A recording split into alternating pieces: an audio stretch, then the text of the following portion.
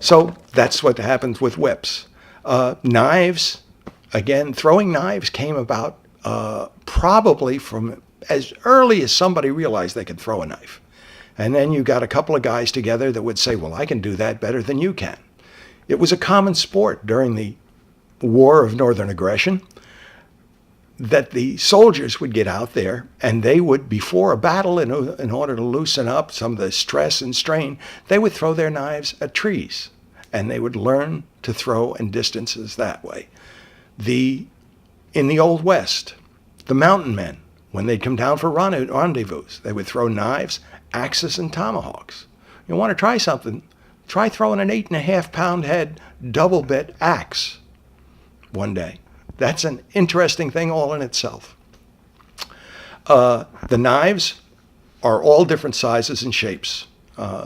When you get into competition with them, each competition requires a different length and weight to their knives as a minimum.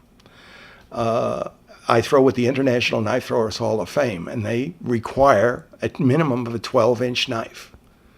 And it doesn't have to worry about weight, but if you don't have adequate weight, it's not going to stick in the wood. So when you throw it, and if it doesn't stick, it doesn't count. We had at the Alamo this last year and the year before, we had the International Knife Throwers Hall of Fame held the first ever knife throwing competition within the walls of the Alamo. I was fortunate, I was master of ceremonies at that, and I got to witness some phenomenal knife throwing. One fella threw a knife and stuck it in the bullseye of the target at 48 feet. Now you can consider, that's a distance for you, and that's throwing a knife.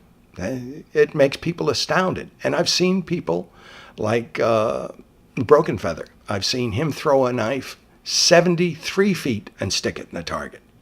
Wasn't during a competition, but he's thrown it that far. Friends of mine like John Bailey throw knives around their wife continually, and he's thrown thousands and thousands of knives. If he ever hits her clothes, he's got to buy her a piece of jewelry. That's their way of working things out. And then you go to Chi-Chi White Cloud, who's recognized as probably the greatest knife thrower that's ever lived. He used to throw, 11 knives in 7 seconds at a target around a woman, and the target was spinning. Phenomenal knife throwing's out there, and it's just part of things that can be done. I do fast draw. I draw and fire a single action 1873 Colt in somewhere between 3 and 7/100ths of a second. That's fast, but it doesn't compete with the fastest. The fastest that I've ever seen is Bob Munden. And I've seen him draw and fire an 1873 Colt in 1 1/200ths of a second. Now you figure it takes you approximately 12 to 1500ths of a second to blink.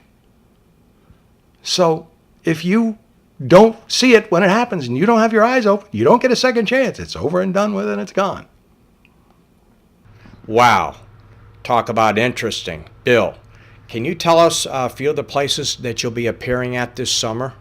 I've got a show coming up in Fancy Gap, Virginia, the 12th and the 13th of June. I'll be performing at the KOA campground up there for that period of time.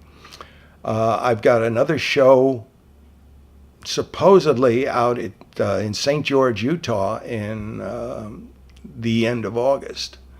Then we've got the International Knife Throwers Hall of Fame again in Austin in the beginning of October. Thank you very much for your time, Bill.